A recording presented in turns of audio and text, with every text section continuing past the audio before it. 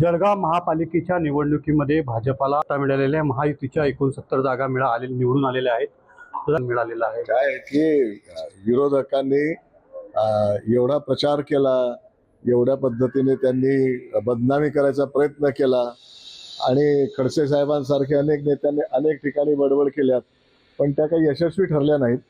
आणि मला वाटतं जनतेला आता लक्षात आलं की फडणवीस साहेबांचं जे विकासाच्या दृष्टीने काम करण्याची पद्धत आहे आणि आदरणीय गिरीश भाऊ महाजन आणि त्यांचं जे नेतृत्व आहे, त्यांची संघटन शक्ती जी आहे, त्यामुळे या ठिकाणी एक हाती सरकार, एक हाती सत्ता, एक हाती सर्वच विभागातून आमचे बीजेपीचे 100% आणि युतीचे 100% या ठिकाणी निवडून आलेले आहेत।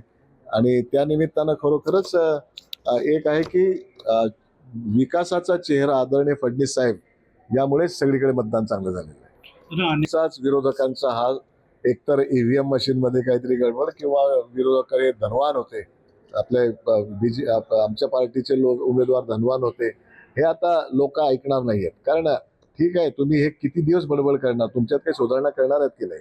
तुम्ही जर तुमच्यातलं विकासाचं काम जनतेला दिलं नाही तर त्यातून काय, कोण तुम्हाला मतदान करणार आहे?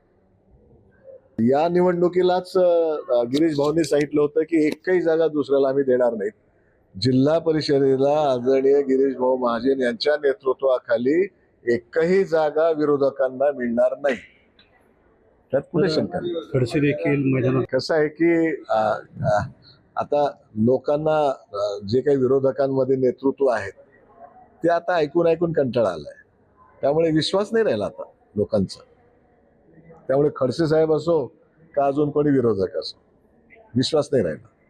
जर्नलिस्ट रवी गोरे, TV9 मराठी, जळगाव।